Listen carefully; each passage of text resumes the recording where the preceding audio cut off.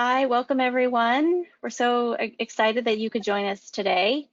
Um, I am Dr. Jamie Furr, I'm president of the Selective Mutism Association, and I'm really excited that Jennifer Brittingham is going to be joining us today. This webinar is brought to you by the Selective Mutism Association and was made possible thanks to a generous grant from the Gordon and Marilyn Macklin Foundation. And this webinar is being recorded and will be available on the Selective Mutism Association's YouTube channel within 24 to 48 hours. And a link to the recording will also be sent to every registrant early next week. So look out for that. And please feel free to ask questions in the question box. And any questions that we don't get to answer during this time today, we will be following up hopefully with responses. And I think Jennifer is happy to answer those as well. So Jennifer is a licensed professional counselor who specializes in the assessment and treatment of selective mutism. She has worked with the SMART Center, the Selective Mutism Anxiety and Related Disorder Center in Jenkintown, Pennsylvania for nearly two decades, utilizing Dr. Lisa Chapon-Bloom's evidence-based treatment, SCAT, or social communication anxiety treatment. In addition to the treatment that she provides to children, adolescents, teens, and their families, she also consults with intermediate units, schools, and professionals across the country to educate and provide guidance using SCAT strategies. In addition to the passion that she has for educating and helping children overcome their SM, she is also a wife and active mom of 3 amazing kids and loves spending time outdoors and being creative. So please welcome me as she talks about SCAT treatment and strategies to help children and teens with selective mutism speak in school. Jennifer? Thank you, Dr. Furr. Thank you all for welcoming and participating in today's webinar. I'm glad to be here. SM is something that I am highly passionate about. I wasn't always passionate about selective mutism. When I came to work alongside Dr. Chapon-Blum nearly 2 decades ago, this was not, in fact, the area that I was in my expertise in the area that I was working, but working alongside Dr. A is what we call her, little by little, she sort of sucks you in to the work, and it's a really amazing population. And so I'm glad to be here to speak about it and to show some strategies and answer your questions and sort of show some of the passion of what the work I love to do. So thank you for having me.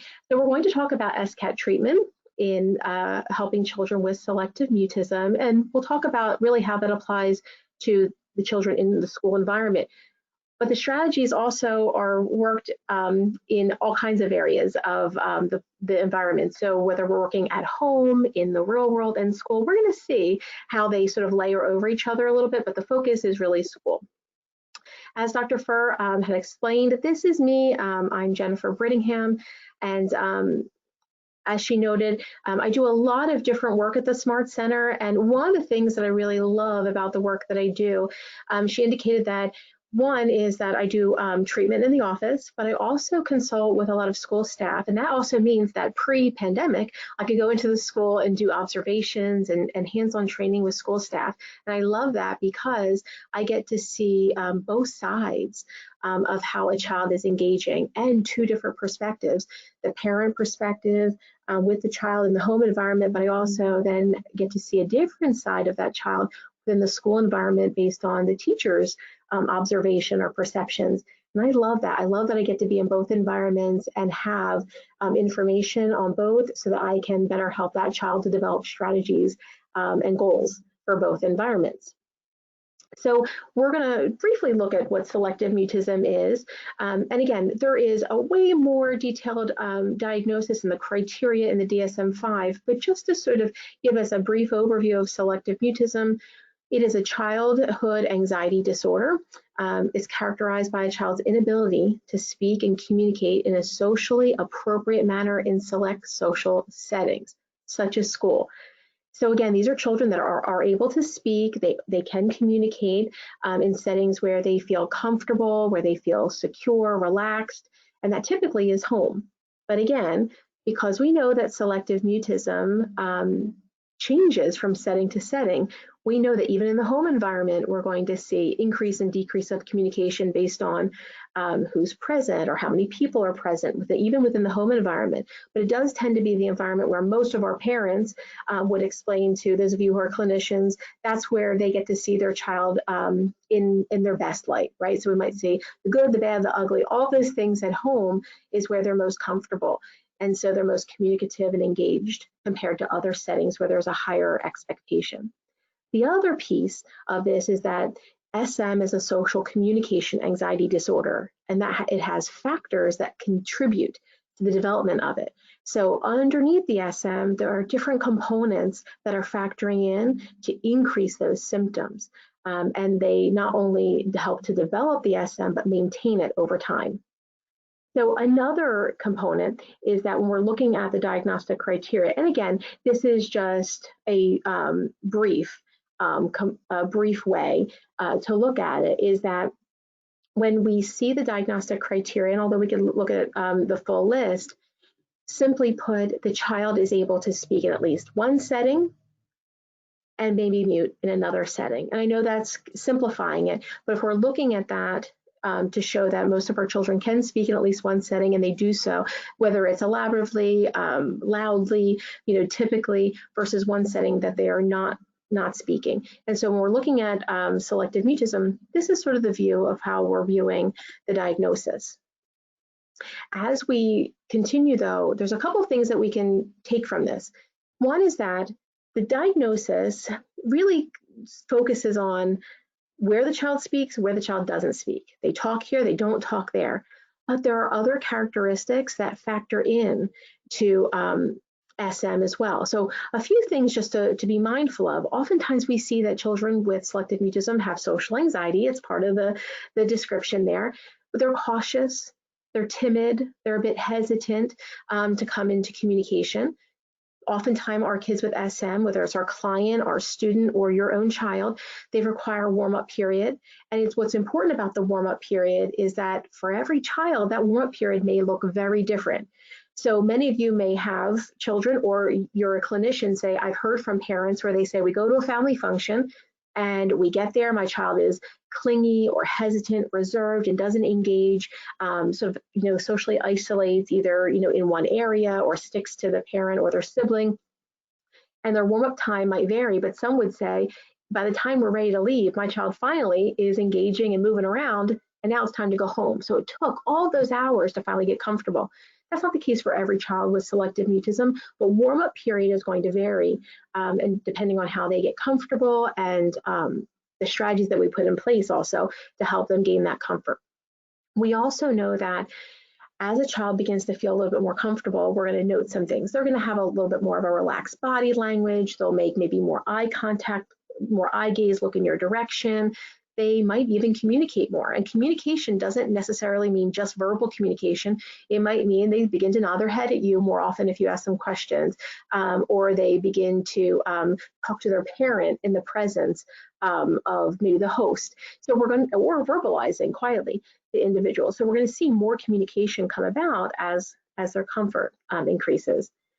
We also note that oftentimes many of our kids, when we first arrive at a function, what helps them to warm up quicker is that we place limited expectation on them in the beginning. So what I mean by that is we come to a function and the parent indicates that we came in and, Aunt Maria came right over and was like, oh, it's so good to see you. How are you? How's school? And asks a lot of questions. And for some children, that can cause them to have more hesitation, feel higher anxiety, have that social limelight on them, and they pull back. So we actually note that when relatives or others don't bombard right away and sort of say hello, but pay attention to others and give that individual and that child warm up time and time without a lot of expectation, they tend to warm up a little quicker as well.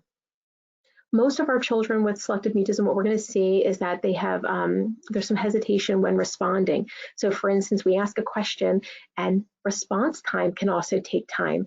For instance, I have a client that I used to count 20 seconds it would take for a response to come. Now 20 seconds, if we waited 20 seconds right now, it can feel a little awkward to wait that time. But most of our kids, sometimes it can take anywhere from 3 up to 10 seconds for an answer to come. And every child's going to be different with their response time, but definitely there's some hesitation to respond.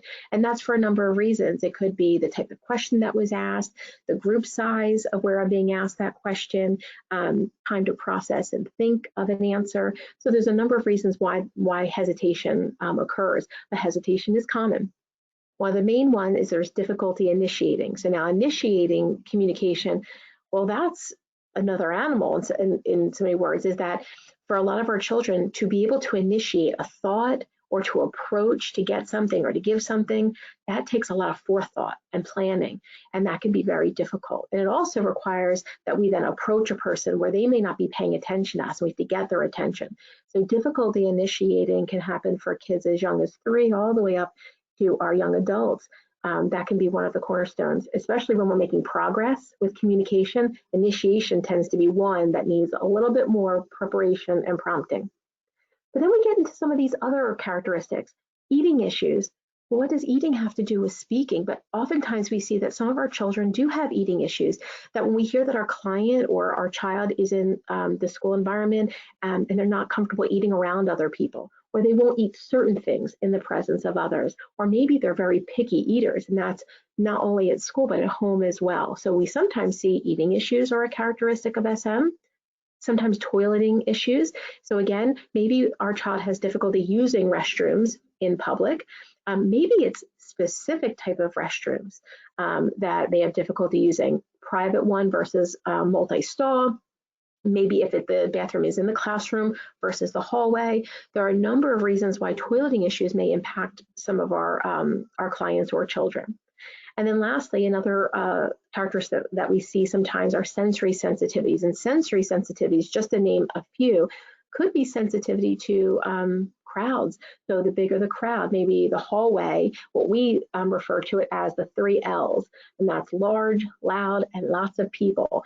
So think of the hallways or when you come into school. I know for many families who would say, the car line at drop off in the morning, coming into school can be very chaotic and a lot of kids filtering in. It's very loud. Sometimes the cafeteria may be that way. Sometimes it's gym class. It's not only crowded, but also noisy or acoustic. We also may find that some of our children who are sensory sensitive are sensitive to lights. So whether it's the crowds, the noise, the light, or other noise that's happening in the environment, those can all be things that affect our children with selective mutism. So again, we're just sort of looking and saying, well, we have the diagnosis of where a child can speak and where they don't speak, but then we also have some of these other characteristics that we might be thinking, oh, my client has many of these. Is it separate or are they linked together in some way? So that brings me to sort of looking at these pictures of what I would say are a bunch of very cute kindergartners.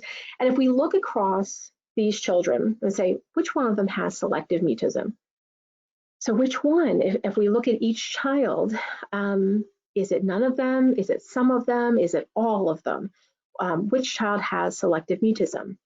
Well, we know that the typical presentation, if we look at some of these visuals, the child is timid. They can speak and they do so in socially appropriate ways when they're comfortable, yet they're mute and they barely whisper to some in other settings like school or in public settings. So that's the typical presentation. Many of us would say, typically when my child is engaged, they turn away, they look away, or they walk the parameter of the recess yard and don't engage with anyone. At a party, they just play by themselves. They don't go and play along with any of the kids. They parallel play, or they isolate while the kids are in a group and they don't join in. So is this the typical presentation? And the question is this always true that children with SM present just like this? Well, if we go back to that initial picture and say, well, who has SM? Well, the answer is all of these kids have selective mutism, but they present very differently. So as we begin to sort of look at the presentation from right to left, the first child might have a timid temperament. So they might be on the more timid side and they have social anxiety.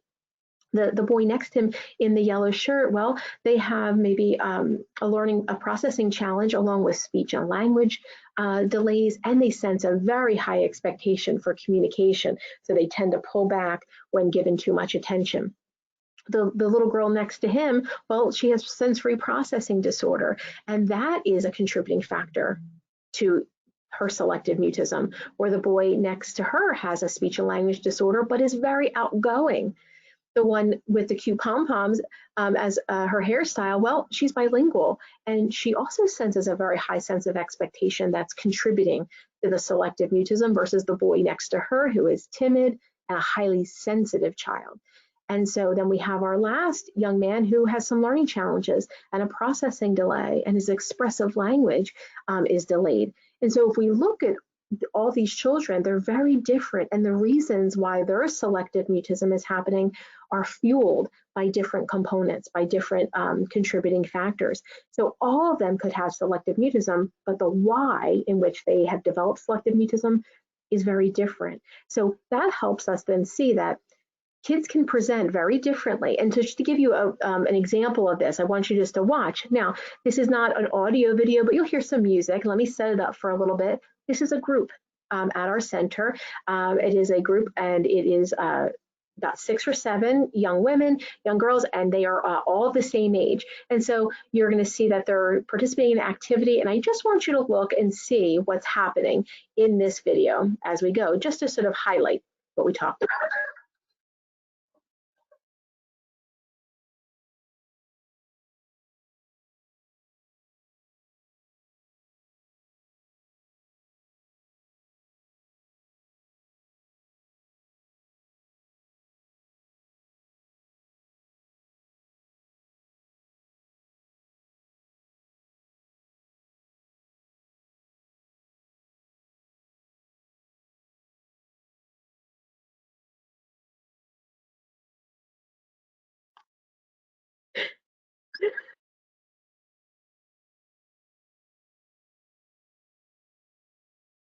So to see that video, a couple of things I want to highlight from that. If you notice, these are all girls at the same age, and they're all engaging in activity. The 3 up front, right? They're a little bit more engaging, right? The music comes on and they're at the front.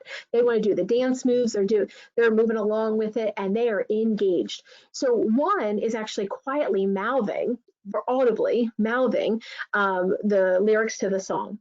The one in the back is doing the hand motions and smiling and giggling out loud, where the one right up front, no communication, but definitely wants to be doing all the engaged activities. These 3 all present as a little more outgoing and engaged kids. They're super comfortable and they're participating, but yet all 3 of them are very different, where one is mouthing the words audibly, one is not, but doing the activities, but is able to laugh out loud, and the one up front not speaking at all, but engaging. And if you notice, there were some girls in the back, and those girls in the back, some were smiling. One young lady came and looked, but kind of pulled back away. She didn't want any parts of that activity. Another was sort of coy, timid, smiling, watching. She thought it was funny the girls were dancing, but didn't want to participate herself.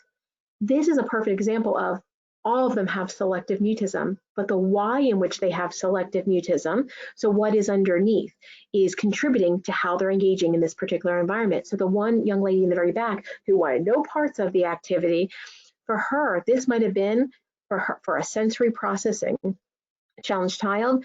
Her sensory processing system was like, nope, that music and all the motion overstimulates me and makes me feel almost a little frightened and fearful. And so I'm going to pull back away and be where it's a little more quiet. I don't want to be over there with everyone. Or the other one, who was kind of checking it out, was more timid and had a higher sense of expectation. So she may have wanted to kind of join in, but she's feeling that all eyes will be on her. There's a higher sense of expectation. I'm a little timid, so I might need more warm time to come into that activity. And the 3 here up front, one has sensory processing challenges, but thrives on the activity. In fact, getting dancing and moving, that makes that child feel more comfortable, where the other just needs opportunities to come into communication presented. So they're all very different. I think it's important to know that all of our children are going to present a little differently. And that's why when we look at creating a treatment plan, we have to realize that SM is so much more than not speaking. There's so much more there than just talking or not talking. There's all of that we just saw in that last video of how that child engages and those underpinnings. So selective mutism is a symptom. It's a symptom of other things that are going on. And what we're seeing as a result of that is the inability or the hesitancy to communicate. So there are multiple factors that contribute, which we're going to unpack a little bit, and they exacerbate the symptoms at times. And so, for instance, if we just use that information on the last video, for one, the child who wanted no parts of the dancing, for her in a one-on-one setting, asking questions, that child might be able to come into verbalization in a one-on-one quiet setting, but yet put her in an environment where there's more dancing and activity, like maybe a gym class or dance class with a large group, she shuts down and communication doesn't happen. So because of that sensory processing disorder, it impacts the way she sees her environment. So that's just one example of how those things might exacerbate the SM. So Dr. E often will say, when evaluating any of our kids that come into the office, evaluating a child with SM, it is critical to determine the cause, the contributing factors of why that child develops selective mutism in order to develop an appropriate treatment plan and school-based accommodations. And that's why it's important, again, and why I love doing schoolwork with teachers, because sometimes if we don't have the right testing or the right information about a child, we might perceive a child's inability to communicate as something else. We might see, well, it is anxiety, but is there more to it than just anxiety? What about that child's inability to communicate in that particular setting gives us more information on what contributing factors might we be missing? And so that's an important piece. I think many parents and school professionals, oftentimes I'll hear, where is the child in their communication? And many will say, well, it's tricky, it's complex. Sometimes they communicate, sometimes they don't. Sometimes they're loud, sometimes they're quiet. Sometimes they can give a full explanation. Other times it's a one-word answer. I just don't know what to do. I don't know which version of my child is going to come, to that setting. And that really is very characteristic of a child with selective mutism, because it changes. So the ability to socially engage and to communicate changes from setting to setting, select setting to setting, and person to person. So that's why in the school environment or within that video, we can see that one child's able to verbalize one-on-one with the teacher, while in a big group setting completely shuts down. So we're going to see variation in communication because of what's contributing. So the other component is to look at examples of how this might impact our kids.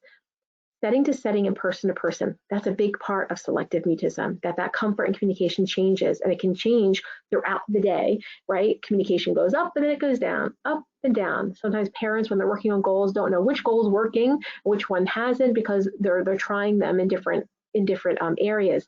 But to give a few examples, a restaurant. One of our children might, let's say, every Wednesday after they do ballet, they go to a local bakery and get a bagel with their parent. And in that setting, they're able to verbally order for themselves, which the family is so pleased with. Then over the weekend, they go to, let's say, the chain restaurant, the Cheesecake Factory. And those of you who've ever been there know that it is so loud you can barely hear yourself speak. But this child goes there and completely shuts down having to give their order. Why? Well, one answer could be maybe that child feels more comfortable in the one-on-one setting of the bakery. It's quiet, it's a smaller place, and they're with their parent and ordering, and they get the same thing every week when they go. There's repetition there, so there's comfort there. Then they go to the restaurant, and it's loud. It's a Saturday night, lots of people. Maybe they're overwhelmed with the amount of noise and talking, having to raise their voice higher. They might be heard, so they bridge down in their communication.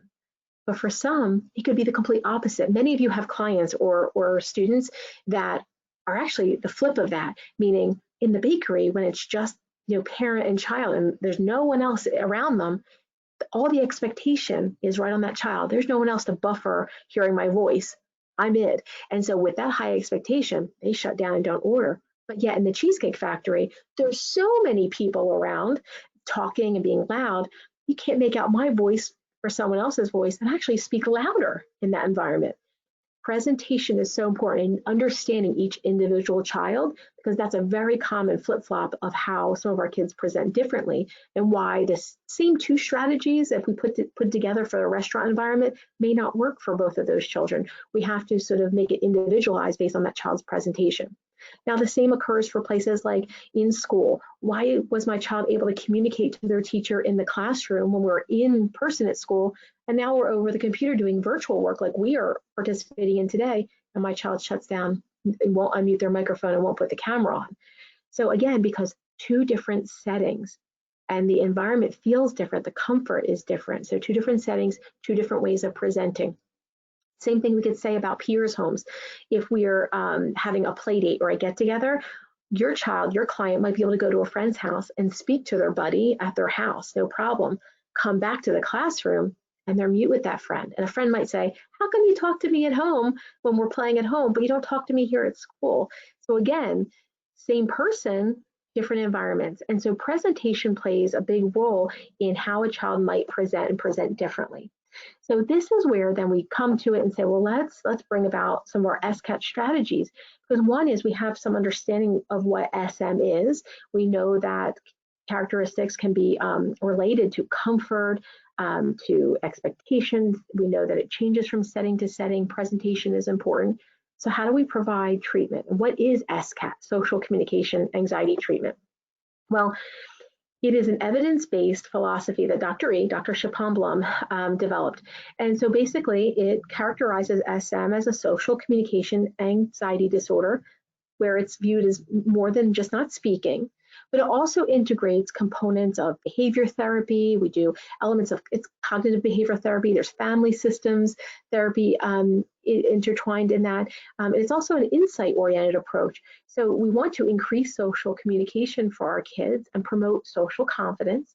We incorporate things like systematic desensitization, modeling, fading. For instance, many of our clients, if they're speaking to their parent in a particular room, what I mean by fading is we might then have a teacher come on board with speaking to the parent in the presence of the teacher. We slowly move the parent out of the room or slowly move the teacher in the room based on that child's temperament, presentation, and goals. We use positive reinforcement. Now, some children do great with positive reinforcement. Reward charts can be wonderful. And then we have some that would completely balk and hesitate if we put too much expectation. But positive reinforcement can be made in a lot of different ways, not just a reward chart. We want to enable the child with the development of social engagement skills and to help them progress communicatively. And we do that in a step-by-step manner. And we do it by putting together goals for the home environment, the school, and the real world. So treatment is very individualized, and I hope we're seeing that based on every child being a little different in that video, that if nothing else, that video sticks in your mind, that all of those children present very differently. Their treatment plan, their goals may have some similarity, but they're going to be implemented a little differently because every child is different. Our SCAT approach focuses on the whole child. So as you can see, what contributes, but also the family environment. So for instance, looking at the way a child is perceived at home and the parents' view and how things are presented at home are really important. So for instance, looking at the whole child means the family system they live in. So part of our approach is giving goals. And you see that here on my screen. It's giving goals for parents to work on. It's giving goals for a child to work on. And it's helping teachers to know how to engage. So we're providing interventions across multiple environments so that can be implemented. The piece there right in the middle is that one core element is using our social communication bridge. And the social communication bridge is a cornerstone of the SCAT philosophy. And what that is, it's a way of seeing different ways to communicate. So we view it across different stages of communication. And this is a really great concept. And I'm going to show you the visual of what the bridge looks like, because it does show that communication changes from setting to setting. It shows that when expectation from others are put upon a child, it's going to impact if they grow in their communication or if they reduce communication. And it works in that the comorbidities play a role as well. So the social communication bridge is one component that I love to share, and one that no matter who you are in participating today can use this document. So I love this for a number of reasons. Dr. E developed it, but I speak about it and use it so frequently, and especially in the school. So one thing just to be mindful, I'm going to give an example for school teachers. The social communication bridge is a really great tool to help understand where is your student or your client with me in communication. Yes, we're looking at where they are across, various environments, but we're really looking to start working on goals. Where is the child with me? And this is why it's important. For many of our teachers, let's say, looking at an example of my homeroom teacher, my main teacher versus the gym teacher. Let's just use those two examples. Which environment does the child spend the most hours in? It's going to be in the classroom with that classroom teacher. So that classroom teacher is going to have more time with that child. That classroom teacher may also have more subjects that involve discussion or question answer type activities. So then all of a sudden there's more opportunities for communication, to come into communication with that teacher versus the gym teacher. Now, the gym teacher might play fun games with some of our younger kids where there's question answer, but maybe it's not as frequent. Maybe we're really focused on giving direction, doing activities, and physically focusing on a task. And there's not as much discussion time. And I only see that teacher maybe once or twice a week versus my classroom teacher. When we're looking at where a child is in their social communication, we can't provide the same goals for a homeroom teacher and gym teacher and expect them to work on exactly the same thing and come up with the exact same result, because the way the child engages in those environments are different. The opportunities that are provided to that child are slightly different. So the bridge is a great way to say, PE teacher, where is this child on the bridge with you in your class, so that we can find your baseline for communication and the goals for you to be working on, versus homeroom teacher, where is this child on the social communication bridge with you, and what goals we put in place. And that might look very different in terms of where they are in their communication, one lower, one higher, but that's okay, because we're not going to be at the same place moving in a strict linear fashion. Selective mutism and the treatment of that, we find that our kids, it's more fluid. It's up and down the bridge based on the strategies that are provided, the environment, and what's expected. So to give you an idea of the stages, stage 0, if we're to think about that in terms of school right now, stage 0 is your typical deer in headlights, shut down when I've been given attention. So someone turns to me, let's say in the hallway, I'm walking through the hallway, and the art teacher sees me and says, hey, Brianna, how are you today? Or how was your weekend? And in that environment, perhaps where I'm not ready to see the art teacher, I'm not seeing the art teacher in the room, but in the busy hallway. Remember the 3 L's, loud, large, lots of people. Or there's no one else in the hallway but me and the art teacher, and I'm totally thrown off. It was unexpected. So I ignore the art teacher. The child's head is down, looking away, and just makes a beeline right past the art teacher.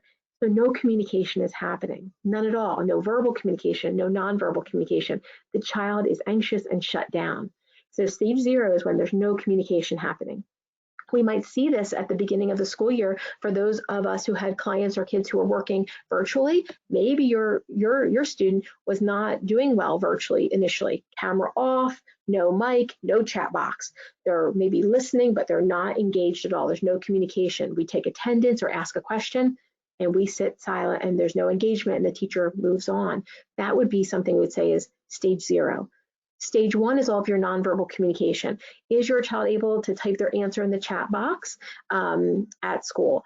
That would be nonverbal. Are they nodding? Are they giving a thumbs up? Are they writing their answer and showing it? That's all considered nonverbal communication. What about stage 2? Now, I love stage 2. And stage 2 is really the component that says, well, I want my child to go from nonverbal communication and I want them to verbalize. Verbalization is in stage 3. How do we get there? That's a big leap. It's like the Grand Canyon for some of our kids to get across. So we have to have some stepping stones, and stage 2 offers that. So if your client, if your child, student is in stage 2, these are some of the things that you might note. 1, can they use someone else as their verbal intermediary? A verbal intermediary is a whisper buddy, meaning I can speak to my mom. So if the nurse is asking me a question, I might not be able to speak directly to the nurse, but I can turn to mom, answer mom, and mom can relay it for me. That's a verbal intermediary. Or my best buddy Madison is in my class with me, and the teacher asked a question, and I told Madison, and Madison told the teacher. That's a verbal intermediary. It's someone I'm already comfortable with, and I've already established communication, and now I'm going to utilize that person to help me bridge up in communication. And why is that so important? Because for so many of our children, they're so stuck in nonverbal. They're stuck against the nonverbal wall, and they don't have the other opportunities to gain. and we may not be thinking to have someone use as a verbal intermediary. But if we do have a child or a parent that can serve in that role, it's helping your child to now use their voice in the school setting, right, in the presence of the teacher. Now, a verbal intermediary might be used close up. So the nurse asking a question and me telling my parent in a closer proximity, or maybe the presentation, the child says, you are just too close to me and I need to have a little more buffer space. So maybe the nurse or the teacher says, I want you to tell Madison your answer. I'm going to go get my board. I'll be right back. And we go over, I get my board. In the meantime, she's telling Madison her answer. When I come back, I say, go ahead, Madison, what's the answer? And Madison relays it for me. So sometimes I might be a little further away, behind a bookshelf, have some way to block myself from having my mouth seen or communicated or heard in the beginning. So a verbal intermediary can maybe serve as that, as a stepping stone to start using my voice in the school environment. We can also use something called sounds to words. Some of you might be saying, sounds, what's that about? Sounds to words are any type of utterances. So for instance, if your child can say in school, they're in stage 2 with that particular person or in that particular environment. If they're able to make funny, silly sounds, that's stage 2. If they're able to do letter sounds, maybe you have a younger client who is doing sound work, right? And so they're doing lots of things like F, fun, and they can do the sound. That's sounds, and those are utterances, and that serves as stage 2. Now you might be saying, well, how does that help us then to progress communication? To give you an example, I had a client in school that I came to do a school consultation. I asked, let's look at the bridge across all staff. Where are we? Across the board, every teacher shut down, nonverbal, does not communicate at all in school. And one staff said, well, the child, sometimes when we meet in counseling session, I do a lunch bunch with other girls and she'll meow, and make meow sounds in lunch bunch. I said, well, then you have stage 2 when you're with her. And they said, well, it's making silly sounds. Silly sounds can be used. For that child, making silly sounds was like, I'm going to take a risk. I'm just going to do it in a way that is not direct speaking, but in a way that kind of takes pressure and expectation off. Now you might be saying, well, is it meowing, putting a lot of expectation or a lot of attention on a child? It's not as typical as just saying yes. But for that child, a meow was an easier way to be silly and use it as a buffer to reduce some of the anxiety of coming into conversation. That counselor began to use that and say, we're going to play a game and we're going to use animal sounds. And she started with using the cat's meow as saying, what we're going to do choice questions. Give me 1 meow for yes, 2 meows for no. And the counselor started meeting with the lunch bunch and saying, do you like chocolate ice cream? And she would meow. Who likes watching YouTube videos, right? And they would go through. So that child was starting to use sound and utterance for communication. It was just a beginning step to progress. Certainly we don't want to keep that child meowing the whole school year. The idea is to start with where they are and progress forward. So just to give you an idea, some of our children can also use sounds. So for instance, if we're doing silly sounds such as we're doing yes/no questions, maybe I can move into using the sound of for yes. And I can ask questions. Do you like going to the beach? Do you like ice cream? Do you like pizza? And that is approximating. We can maybe begin to do other sounds for communication, and we'll move that into verbal. And then lastly, an augmentative device. An augmentative device could be things like a Dynavox or a Speak and Say, where you have a board and you can press it to say hello or bathroom, and you're using the recording to communicate.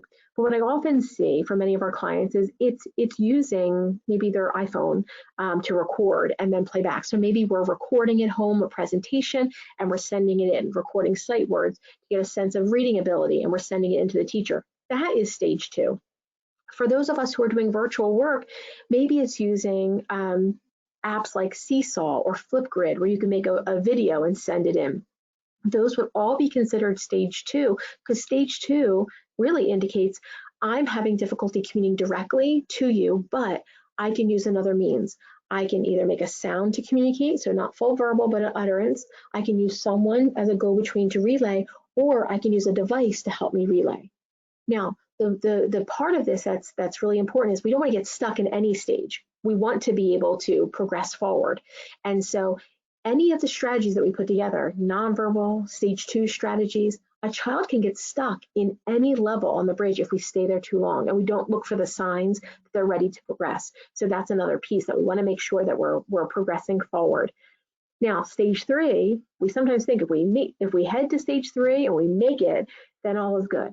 But stage 3 looks very different too. Stage 3 at home is the back and forth of communication. Your client, your student, your child being their typical chatty self. So maybe they're asking questions, explaining things, being fun and sassy and creative, singing, they're witty. I mean, many of our kids, although they look very timid in certain environments, are so humorous and witty at home. We just don't always see that side of them yet. And so that is the full experience of stage 3. But for many of our kids, when they first start to cross the bridge, that's not what we see. We see a quiet or whispered response. And that is typical in the beginning until we gain comfort and we expand. So for many, I've had clients who say, well, a teacher might say, well, the child doesn't speak in school. And I'll say, well, we go through the bridge and say, oh, well, wait. They'll sometimes whisper an answer. I'll say, well, then that's stage 3, where oftentimes we don't view these sort of subtle communications as communicating fully in verbal or transitional, but they all count. And they're important because if we start with that stage, what they can do, what I usually call as like their sweet spot, and we develop it, we're going to start to see communication progress. So quiet whispered speech is typical in the beginning, especially when they're crossing the bridge in school or other outside environments. The script approach is how many of us have clients that if you ask them to write their answer down and then read it back, they can verbalize. So what is your favorite color? They write down their answer. You say, go ahead and read it back. And they quietly say, purple. And they give an answer. They're in stage 3 verbal. But then if I go off script and say, so how was your weekend?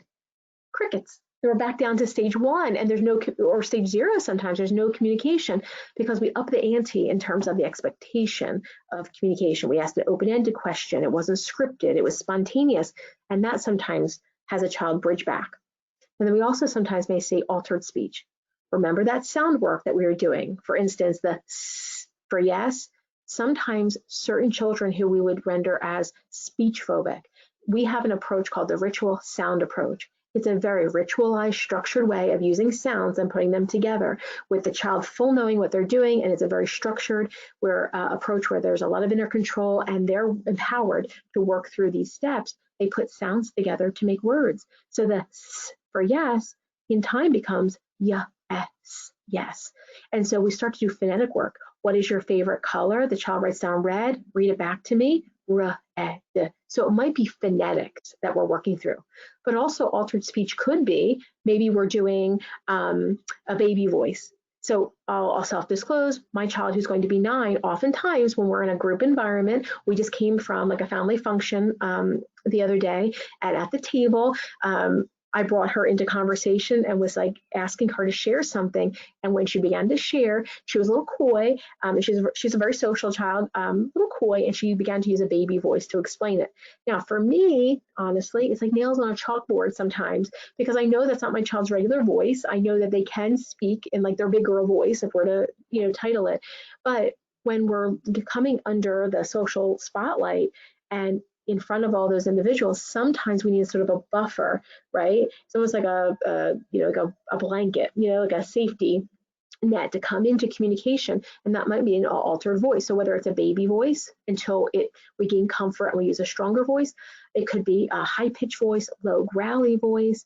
Any of those altered speech are all still considered verbalization. So it's really important to know where is your client or your student in terms of social communication with you or with the teacher or among specials, because where they are majority of the time, that's our starting point to start to build strategies. And the other part of this is that the bridge is not meant to be, I wish it was, just crossing it very linear, in a linear fashion, one step at a time. Not to say that there aren't some kids who do that, but it very much looks like we move up the bridge, we go home, and we're stage 3, chatty, chatty, chatty in the car on the way home, and then we go get a haircut, and we walk into the haircut, back down to stage 1, and then we go home, back up to stage 3, and then with a family party, back down to stage 0 until we warm up, and I'm up to stage 2. I'm telling my parent information in the presence of a relative. we're going to be up and down the bridge, and that's okay. That's the point of using the bridge, is to identify where we are, our sweet spot, and grow it from there, and know that we might bridge up and bridge down based on comfort. So as we're moving forward and looking at some of this information, what I'd like you to do is, let's take the next step and look at what are some of the goals of SCAT. So the goals of SCAT are really just to conceptualize, why did the child develop selective mutism? We're going to find that out. That's the whys. Why does it persist? Even though we might know about it, we're understanding about it, we have awareness of it, maybe we even tried treatment. And what can we do? What are the strategies that we can, put together? All right. So those are going to be some of the important things. These are your contributing factors that we talked about, whether it's by being bilingual, whether it's a speech and language challenge. These are not a full list of every single contributing factor, but these are the things that sometimes can play a big role in what is the underpinnings. And that's part of our evaluation, is to really know what is underneath so we can better plan. The golden rules, and some of these are things that really we can tease out a little bit and focus on. Social comfort precedes communication as a strategy to help your children in the school environment. Social comfort precedes communication, and progress will not happen in the large group. And so we're going to go through this list briefly to show what some of those strategies may look like. We're going to work on social engagement and frontline and handover takeover strategies. We're going to talk about why demystification is key, why we need to transfer control and give a child inner control, the importance of asking questions. We cannot overcome selective mutism if we don't ask questions. The importance of stage 2, using that verbal intermediary, is going to come up quite a bit. And we want to minimize the child's need to think and overprocess. We want information on the tip of their tongue. And implementation is going to be key. If we don't implement, the child cannot do this all on their own. So I'll show you some examples of this. How do you build comfort? 1, play dates. If your child's not having play dates, we need social encounters outside of school. We need to buddy them up in school. We need to have small groups in the classroom, and we need to have small groups outside the classroom. This is the same whether you're in person or whether you're out of the class or in a virtual setting. Small groups are key. Our children, remember, social comfort precedes communication. The more comfortable we are with the people that we're around and the people that are in our setting, the better primed we are to communicate.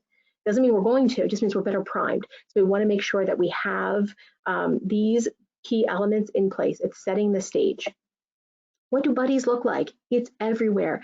We should be asking our teachers on the bus, do we have a buddy to sit with? When we're doing our lab work, or a lab project, we want to have someone that we're either verbal with or familiar with. We want to make sure we're seated at our desk at our circle time. Maybe we're virtually, paired up with like a sibling, or maybe we do a learning pod with a familiar friend at our home, and that's going to create a buddy system. Why? Because the more comfortable we are with the people next to us, we're better primed to communicate, and we might communicate if we're brought into communication. The other piece of that is doing frontline and handover takeover experiences. Frontline is what these pictures are showing. In order to help our kids in the school setting, give them experiences where they have to engage on the front line of a social encounter. So going to return a library book, the handing over of that library book and back gives me purpose to engage with someone. Before I'm pushed to speak, I can engage, whether it's at the lunch cafeteria or whether it's at a Target in the real world. Being on that front line and engaging is important. These are all frontline experiences that your kids are doing. They're on the screen, or in the bottom right corner, they're engaging, but they're closed off and the screen's not on them, or they're using an emoji. Maybe we're doing handover takeover online. We're waving, we're raising our hand, we're showing things on our screen, and that's going to help our kids become more comfortable. We're going to demystify. That bridge is your tool. The social communication bridge that we want the teachers to know about, drawing it out with a child will help our child be able to come into communication so they can identify, I'm in stage 3 with my teacher here, but in stage 1 here. Or my feelings chart, I can feel like a 3 out of 3, so super hard when I was called on in that class, but it felt like a 1, kind of easy in another class. These are important tools that we want to make sure that we're giving to our kids so that they feel I'm good, I'm with my buddies, I'm engaging in my classroom in different ways, and I'm not feeling a high expectation. I'm able to rate where I am And these are our kids who are showing their bridges, showing their feelings sharp, and that's helping them to feel more control. The next part is ask questions. And many of us have been told, don't ask children with selective mutism questions. But the truth of it is, if we don't ask questions, how can they ever have an opportunity to come into communication? Where do we ask the questions is the important part. When do we ask the questions and how? I'm always looking for the sweet spot. The sweet spot is where they're most comfortable, where they're most communicative. So whether that's in the full classroom or the smaller classroom, whether it's using visuals and choice questions, these are some of the important pieces. The teacher needs to help and facilitate. Approach the desk and bring the children into communication. That's a big component. If they don't make an opportunity to bring that child into communication at the stage that they are, that child doesn't have it. So a perfect example is online. If our children are with their screen covered and they are not expected to unmute and they're not being given an opportunity to communicate virtually, how will we help them to progress? Questions are needed. And there's lots of examples, and you'll receive all these handouts so that you can look through in more detail.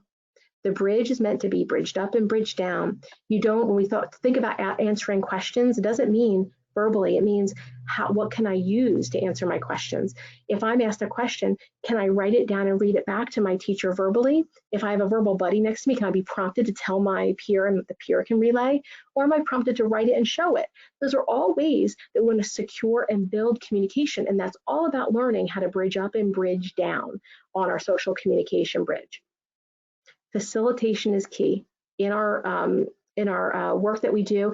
If a teacher, a parent, clinician, if we're not facilitating and bringing our kids into communication, it doesn't happen. Our kids can't do it without us. And facilitation often reduces the anxiety because it puts the weight on us to be the facilitator of bringing them into conversation, helping them into the communication and bridging them up and down. So getting on board with the teachers and talking about how we can facilitate, how do the adults ask questions to bring our child into conversation is a key component. And it means we might need to have the teachers know how to bring them into communication by writing things down, by creating scripts and visuals. It might mean helping them to understand the different parts of the bridge so they know how to bridge up and bridge down. So educating the teaching staff is so important, especially for us as clinicians. We need to join with them so that the teachers have a better idea. And visual scripts can be pictures or words. As you can see here in these documents, it's reading the directions to a lab project out loud or maybe through a peer and relaying it. It's a toy for show and share that you're using as the visual. Or this child who has a picture of a butterfly and we ask, that's beautiful. Is that a butterfly or is that a bee? And we're bringing them into conversation. Every time we ask questions with a visual, it helps with processing. So things are on the tip of our tongue and we use our bridge as well. Again, more visuals, interview questions, games that prompt for communication are all important. Use stage 2. Does your child have a verbal intermediary? If they do, use that. That's important. If they're able to make sounds, as we discussed, all these are different ways to begin making sounds. Do it in fun games, or we do it very structured if that is needed. Those are all ways to start progressing.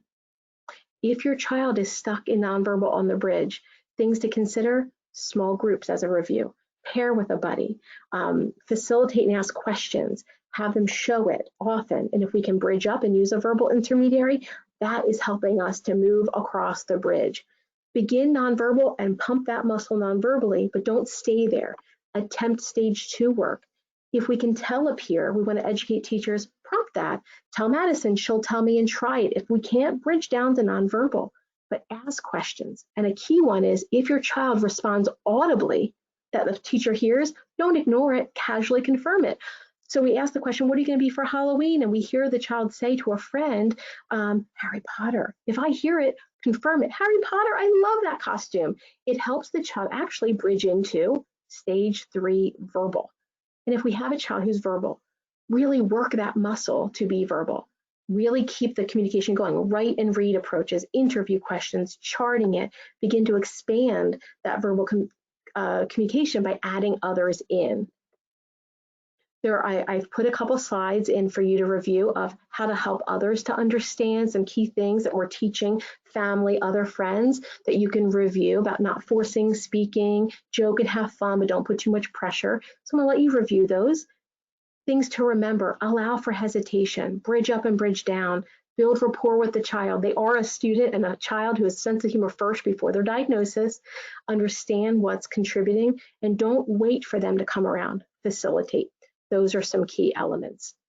We provide a lot of support and supplement, so virtual groups, camps, school consultations. Those are things as clinicians we want to work on to supplement, so we keep things going outside of the school environment. Thank you so much for letting me share some of those quick tips in how to help. And I know that we're getting to the end of our time, but I'm happy to take questions. Dr. Furr, if there's any questions, I'm happy to answer. Yes, great. Thank you so much. That was so informative. We got a lot of amazing feedback and definitely some questions. The first being kind of applying this to teenagers, kind of any quick tips that parents or professionals can do to expand this to the teenage population.